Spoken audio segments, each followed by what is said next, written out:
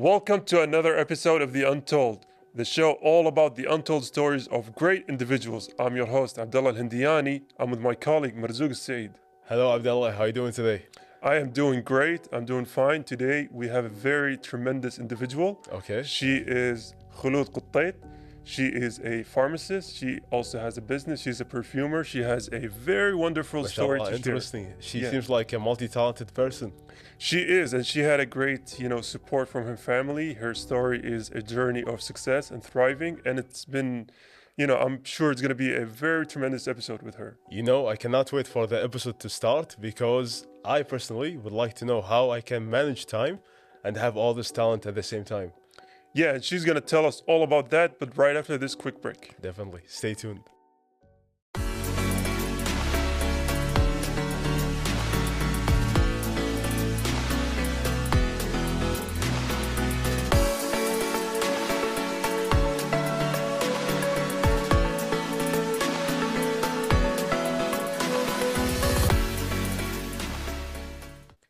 Welcome back from that quick break where we're joined by Khuloud Kotait.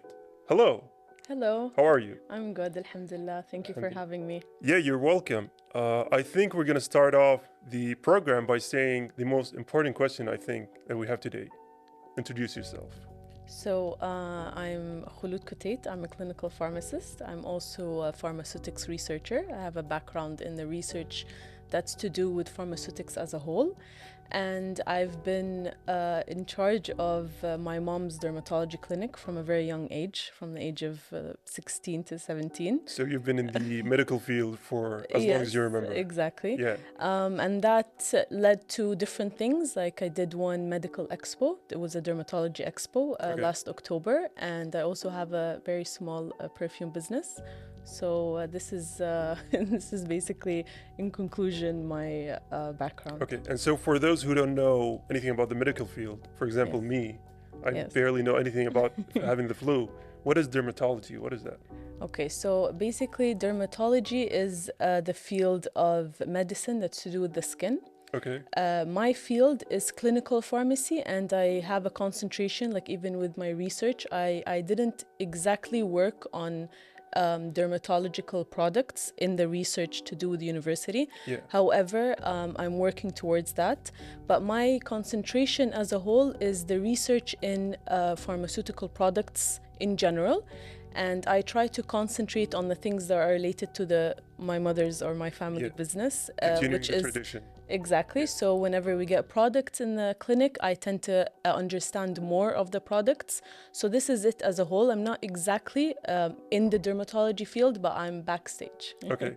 And Yeah. so let's go back to the initial stages. Yes. What made you choose this path in particular? Like what kind of decision? Was it a spur of the moment thing? Did you just go into the field? Yeah, very good How'd that question. Yeah, because I get asked a lot. From a very young age, I, like everyone in my family, most of the people in my family are in the healthcare field as a whole. But honestly, there are two people, my mother and my younger sister, who I see my mom as a doctor, and my sister from a very young age, she wanted to be a doctor. Yeah. So getting raised in a field or in the lifestyle that we were living at, I wanted to be included, but I didn't want to be a doctor. Okay. And I didn't want to be a dentist, but I wanted to be in the field. The middle ground. Yes, Yeah. but I wanted to be, I always, and everyone used to tell me this, that I have a business side in me. So I wanted to be included in the healthcare field, but also include some business in it. And there isn't a better option than pharmacy. Because in pharmacy, you tend to have different options. You can either work as a clinical pharmacist if your degree is a PharmD, Okay. which my degree is a PharmD, which a clinical pharmacist is basically you work in the hospital setting and the pharmacist prescribes the medication and the doctor only diagnoses. Oh, okay. It's So not that's really, yeah. the person we're in contact with whenever we go to the pharmacy and we see them at the hospital. Yeah, this is what is currently available, but now in the Arab world, there are some hospitals where there's a setting where the doctor diagnoses, full stop. Okay. And then the pharmacist or the clinical pharmacist in the hospital sees the diagnosis and prescribes your medication. So the doctor doesn't really prescribe, but this will get on. It's not a new field, but usually it takes longer for everyone to understand this field. Yeah. And then other than that, you can do either clinical pharmacy or you can do research-based, where you turn into academia, work in the labs, and the pharmaceutical field in general in the lab settings. Okay, and Yeah. let's speak in terms of professional speaking. Where do you find yourself most? In the lab, working with clients, talking with the doctors. Where are you more? I'm Khuloud. Here's me. Exactly. Actually, to be completely honest, my degree is a clinical pharmacy degree. However, I don't see myself as a clinical pharmacist. Okay. Hence why I was doing research. I see myself doing research, pharmaceutical research, to do with pharmaceutical products that are derma related. Okay. But I would hope, inshallah, in the future that this field turns into a business side for me. I know that for research, things have to be very massive and, patencies and so on. Yeah. But I feel like I'm still in the path of that, but I feel like there's a, middle way where you can do research, but at the same time, your research leads to a business, even though it's not a new invention, but it's something or a product that comes out that's suitable and you understand it more. And I feel now, especially these couple of years, a lot of, you can see different types of people, different professions, they come with their own brands. But when it comes from the pharmacy background, it's very, very different. And we tend to see the difference between how it's very business related, or it has a business, it's also business related, but there's a pharmaceutical or research, a medical background into things. Yeah, and I think that just goes back to lack of, information about pharmacists as a general, because we know what kind of doctors are. We've seen all kinds of doctors. We don't really know what pharmacists are, and I think there's a lot of misinformation about it. Honestly, to be honest, I can speak about my uncle. He's a physician and he's an emergency doctor. He always used to tell me, don't do a master's degree, don't continue. Why is that? Because he sees that the clinical pharmacist is already there. Why are you going to do a research? And khalas, because in the pharmacy degree, there's a B Pharm, Bachelor of Pharmacy, and a clinical pharmacy, which is a Pharm D. So people don't tend to see these things. Usually a Pharm D degree is a higher degree where you've already reached the limit, where khalas, you're going to work in hospital setting. However, for me, I do like the clinical pharmacy profession, but in the Arab world, it's not yet present and 100% functional. It's available in some hospitals, but it's not there. So I also wanted to understand more on the degree research side. So I feel like it's not easy, especially in this profession, and a lot of people do tend to not like the profession after they take their certificate, which is very normal, I think we all kind of hate our jobs after a while. Right? Yes. Even if we go into them for the passion of it. Yes, exactly. But I feel with the pharmacy degree, it's very, especially now with how the pace of life and AI and all of these things, am I going to be replaced? No, you're not. I don't feel AI will replace any profession, but we need to work around it. Yeah. If you know what I mean, Yeah, and I think, medical field is one of the few fields that I don't think are jeopardized by AI, especially in terms of medicines and everything. Yes. Maybe they can help you with diagnosis and everything, but you got to have someone going in there. Exactly. So let's go back to your profession, because I think in the Untold, we'd like to tell the stories that are untold, basically. So what is your day-to-day life in terms of profession? Like what kind of work is that? Okay, so honestly, if you're asking me this question now, I don't have a specific. When you have a business that's related to the medical field, you tend to do different things at the same time. If it's clinic related, then you do everything to do with the admin work. If I'm in a lab setting, then I will do research. If, for example, in the future, which inshallah it will happen in a couple of months, I'll do my PhD, then mostly my time will be at that lab in the PhD, and maybe the business side will not be it will not take that much of my time. But I feel like I want to mention something that usually when you take this step to enter the healthcare field in general, I feel like, and I want to advise the younger generation, is that if you think that you want to enter any part, if you want to be a doctor, pharmacist, physiotherapist, anything that's to do with the healthcare field, if you have two options, if you're choosing between being a doctor, being a pharmacist, and entering business, then enter business. Yeah. Because in this field, you will go through so much, you will do so many different things. Even the doctors, I have my sister in the UK, she's a physician and she's doing a lot of admin work. She types a lot of things. She's doing different things on the day-to-day, and each day will be different than the day before. It's very, very hard, and those who manage their time are heroes. They got to be kings and queens of multitasking. Yeah, so things will not be perfect, and unfortunately in this field, or I don't know if it's a bad thing or a good thing, but you're not going to be able to plan exactly what to do. You have to be flexible, and what makes you flexible is your passion towards it. If you don't have a passion, as I said, if you're comparing this with something else, don't enter. Yeah. Don't do it. So let's harken on this point and say, have you lost your passion for it? Or is it still there? No, the thing that's helping me, or helped me, alhamdulillah, is that I'm already in that field from a younger age. Yeah. So if I don't like I said, it's not that I don't like clinical pharmacy, it's that currently, it's not, I want to be in the Arab world, and currently it's there, but it's not at its maximum level or where I see myself. It's potential. Exactly. Yeah. So I know how to work around it. Yeah. But again, the younger generation, when I used to get advice from career advisors back in high school, I'm not saying they were wrong.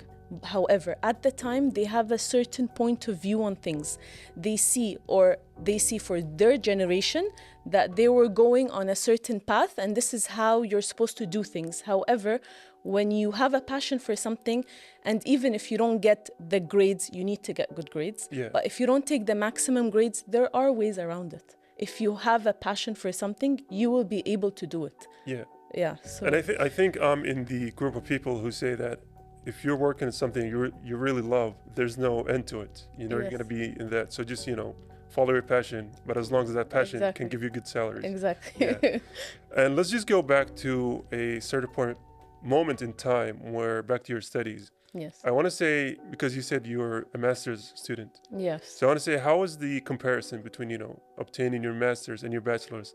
Because as a bachelor's student as well, myself, there's a lot of misconception that it's harder than bachelor's, where for me, it was easier. So how was it for you? Yeah, for me, until this day, I did not take my certificate, the master's degree, and this will answer your question. Oh. So sometimes... How are you going to go for the PhD? Yes, I got accepted to the PhD from my undergrad because it's a Form D degree. So again, okay. Yeah. This answers your question where sometimes things will not work out. Yeah.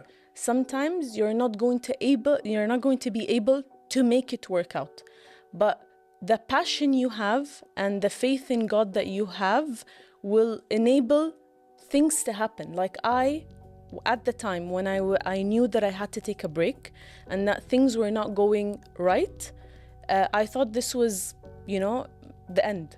Like, why did I start? But my work at the university doing masters turned into a research experience. And from this research experience, from my knowledge, got me accepted into the university in the UK. Yeah. The things that I was saying in the interview, the research things, like the research experiments that I was doing, is what got me, not the certificate at the end of the day. Yeah. But if you say this to the older generation, alhamdulillah, my mother is very understanding. She's backstage, so I also have to say that. That's her, right? That's mom? Yes. Yeah, hello, mom. Yeah. So, but really, she's very understanding. But I do know that it's usually, like, I heard a lot of things that, you shouldn't stop, you should continue. But you reach a point where you want to, but you're not able to, for whatever reason it is. So again, it's the flow in life, and you just have, you have the passion and you have the faith in God, and things work out in the end. Sarah. Yeah, I think that's a great lesson, to have faith in that everything happens for a reason. Yeah. One failure is going to lead to success somewhere along the line. So you just got to have, some patience and some faith. Yes. Yeah. And let's go to that specific point in time. You mentioned that in university, there was a moment where you found out that your research led you to having more opportunities. I want to go back and say, would you say or consider that one of the most defining moments of your life, or was there another moment that you would consider a defining moment in your life, especially in terms of career-wise? Honestly, this was one of the things, but what helped me move on from this point was my experience throughout from high school, where teachers or career advisors told me I cannot do what I thought I would do. Moving into clinical pharmacy, where I thought it was too difficult to get in. Yeah. It was difficult, but it's not impossible. I thought that the university which I did masters in will not accept me. They did accept me, and they accepted me based on interviews. The two universities, I must say, masters and PhD, I got accepted because of the interview. Yeah. Your grades matter, but your grades don't matter by itself. As much as you are. Exactly. Yeah. The grades are a baseline, and you have to build towards it. And I do know that inshallah, later on, I'll say which university, but for the PhD, they don't accept a lot of people. So when you get accepted, it has to be, you have to have a passion for it. And I feel like the newer generation, these things are taught, or I feel like there's a change in the field of academia currently. So I feel like these things not that it won't matter, but the younger generation will be able to flow easier than mine. And I think that's a good message to hold on to before we go on our break, is that, you got to focus on your grades and have good grades, but they're going to be the foundation for you to enter through the door. Exactly. And with that message, we're going to take a quick break and we'll come right back.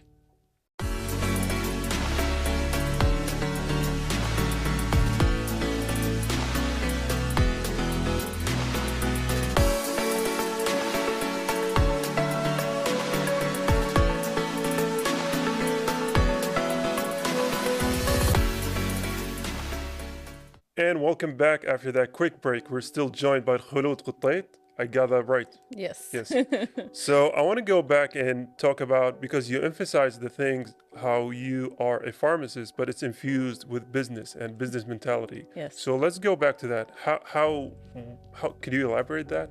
Okay, so as I said, from a younger generation, from a younger age, I mean. Yeah. I mean, you're still young though, so it's like, audiences are going to be like, she's saying from my younger age. Well, I'm 30, so from when I was 16, 17, I was always in charge. I was more included in my mom's business. So that led to my profession, as well as it made me, I always had a love for perfumes from a younger age. All of the expos of the perfumes here in Kuwait, I was, I think, the first one there. I buy all the perfumes. And it could be something very simple, but and I entered the field of perfumery, knowing that there's a certain, composition that the perfume should be in. So I chose a perfumer in Dubai that has a lab. But let's stop on this point exactly. What is perfuming? Because for all we know, perfume just comes in bottles and we just spray them. But what is that? Exactly. Yeah. So if you really dig deep into it, but inshallah, like I'm still in the, I have the business, but I want to dig even deeper into it. Yeah. But in general, the art of perfumery, it's really an art. It's very, it's almost like pharmacy, but in a different, it's just you're dealing with oil concentrations, very different concentrations. Each, drop of oil matters, the composition, how it's how you put them all together, how it's stirred together. So I entered this field because I feel like it is related, even though it's not really, you're not dealing with products as in pharmaceutical products, but it's almost the same thing in a fun way. Yeah, I mean, so it takes me they're both dealing with elements, right? And yes, exactly. And it takes me out of the serious world. So I'm in a lab setting. Usually some businesses, like some perfume businesses, the owner doesn't dig deep into these things, but because I like it. So with the I sit in the lab settings and I try different perfumes and I see the concentrations. Takes different elements and oils and tries them out and tries. I'm not licensed to do so, but I am available. You're doing it at home, right? No, I'm not doing it at home. Actually, okay. There's a perfumer who's in the UAE who has the lab setting, so he's basically manufacturing. So my business is just trading, but I like to be involved in the manufacturing of things. Honestly, it makes me happy. Like if I'm in a lab setting dealing with... That's your happy place, right? Yeah, if it like, I mean, I'm always in a lab setting that's very serious, very, very serious. Yeah. And anything can go wrong, and things go wrong 99% of the time. So the probability of things going wrong is very normal. People need to know this. So when you're in the perfumery lab, I must say, it's more, it's easier and it's fun, and you can get things done easier. Isn't there a more danger side to it? 'Cause like if you mix different stuff. I mean, I don't know, because my only knowledge about elements is watching Breaking Bad. So how does that, No, see, when I'm in the lab setting to do with like pharmaceutics, you're doing things like, my research is very it's a very strong research, and your work as a pharmacist kind of translated well into being a perfumer, right? Because you know how to deal with all these elements. Exactly. So I feel like when I'm in the pharmaceutical lab, it's more serious. I must say, I'm not saying that the perfumery is not, but it's at the end of the day, the product that you're going to spray is not going to be on the skin. Oh, okay. So you're spraying it, so it's less of a worry. And even license-wise, that's why license-wise it's easier to put in the market like perfumes than creams and products, because creams are on your skin. So there are pros and cons for both. Yeah. And speaking about both, what would you say has been the hardest to, flourish in it or find yourself in? Was it the pharmacy or was it the perfuming? I feel like both are equal, but it depends on the person to choose what they want. Yeah. But and also for the pharmaceutics field, I feel like people would say, oh, obviously your answer should be that it's harder in the pharmaceutics field. But again, you can choose your limit. Do you want to be like a scientist that will invent something, which is fine. I thought I would invent something. Yeah. I mean, you're kind of inventing something every day, right? I mean, all kind of new smells are new smells. Exactly, but in like when you're in the pharmacy profession, you like from a young age I wanted to invent something, to create a new product. But when you understand things and when you study more, you know that this takes a very long time. Yeah. So you can be a scientist and be there in the process of inventing something, but you need to live your life as well. So there's a very fine line. And I think this is all about balance, right? Yeah. Because I think a lot of people, especially in today's world, are kind of overwhelmed. They come back from work, they take a nap, and their nap is like 5 hours, and then they say, oh, we don't have time. Yes. Like, you could have taken 1 hour nap. Exactly. I think that's all about balance. Yes. So how do you balance, because you're into, I would say, major fields. It's not like one of them is a hobby. You have a business and you have work. Yes. So where's the balance for you? Before, I feel like I balance better now, but I feel like what's helping me right now is that what makes me happy, I will do it first. So there's like a priority. I've spent a lot of years, like from when I was 25 until last year, I was very like I wanted everything to be correct all the time. A perfectionist. Yes, and I focus on very, very, very small details. Now I tend to just take it lightly, and I put the priority according to what I feel will make me happy first. Yeah, so follow what makes you happy. Yeah. As long as it's something productive. Yeah. Like, don't say video games make me happy and then play video games 24 hours. Yeah. Yeah. So what's next? What's the next goal for you? Honestly, I hope what's next is going to be my PhD. It's been on hold for a couple of months for things that are not in my hands. But I hope that's the next step. And I hope I will be able to have my own line, but in a slightly different way. I can have a product line if I wanted to now, but I want it to be a little bit different. So that's going to take a little bit of time. So inshallah, this will be worth it. And I think that's the fear most entrepreneurs have, because there are so many ideas. You don't want to come with something that's next in line. You want to come with something that breaks all of the line. Yes. So is that where you see yourself in like a decade or so? I used a line of your own. Yes, exactly. But also I like I came to learn that I shouldn't, it's not that you don't aim big, but you need to be realistic with things. So I have to know that there are certain things that are, for example, I'm not going to invent a new, active ingredient, but I'm going to work through things. I can make things as perfect as I can, and this is all I can do. I am not going to go over and beyond something that I know, or according to my studies, I am sure it will not happen in the next 2 or 5 years. So it's a choice. If someone wants to wait and sit in the lab for 30 years, they can do that. If they want to sit 5 years, 2 years, they can choose that. So it depends on the person and what they choose. And I think it goes back to your point about happiness. If you are happy where you are, I mean, just, what matters if you're a top scientist or if you're just, living day by day, right? If you're happy, you're happy. Exactly. Yeah. And so let's go back to outside the field of business and outside the field of pharmacy. If those two were out of the options, what kind of line do you see yourself? Okay, there's a realistic answer and an unrealistic answer. I'm laughing because I'll start with the realistic answer. Yeah. I would feel like I would be in the property world. Okay. I would be buying and selling apartments. I would be like a broker, or I feel like with my mindset, I would have like a company and, hire, but I would be very, very involved. The unrealistic side, which I hope my mom doesn't laugh because we're filming, I would be an astronaut. An astronaut? Yeah. Yeah. I mean, we just saw the Blue Origin thing. Yeah. Stranger things have happened. I wanted to be there. Yeah, stranger things have happened. What about, are you like fascinated by space or just the idea I don't, it's just, I am, honestly, I watch a lot of NASA videos, which is a little bit out of the ordinary. And my mom and sister make fun of me all the time. It's a topic that's always to be discussed at home.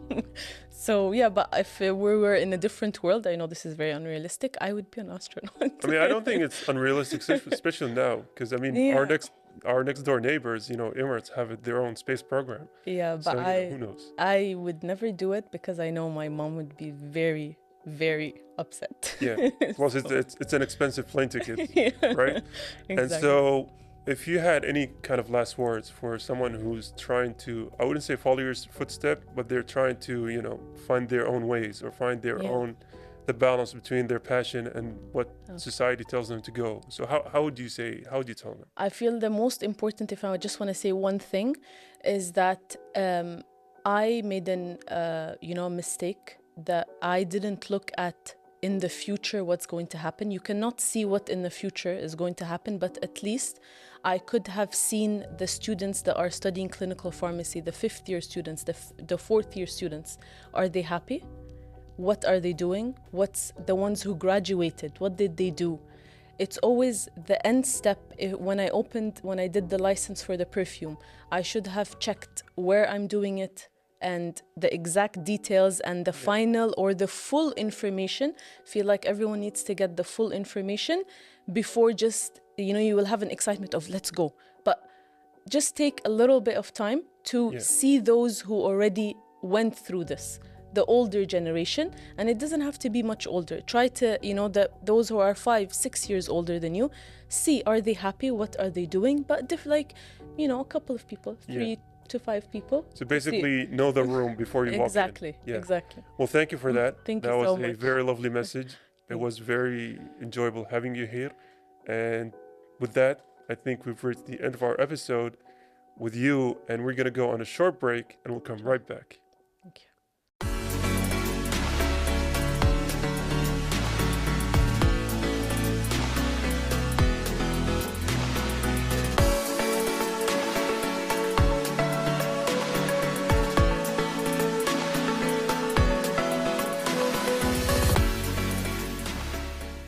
This time I was watching behind the scene, but it seemed the conversation was very exciting because I was seeing the expressions of Abdullah and also with Dr. Khuloud, and they seemed like they were having a wonderful conversation. How did it go? Yeah, so this episode, I think it was a test for me as a solo interviewee. I hope I've passed it with flying colors. She was great as an interviewee. Is that the word? Yes, and I'm looking at the director and the staff. They are smiling, so I think you did a really amazing job. I hope so, because if they weren't smiling, we're going to have some different talks behind the scenes. Yeah. And with that, we're going to leave you, dear audiences. And this has been our show, our episode of Tonight, The Untold. See you later.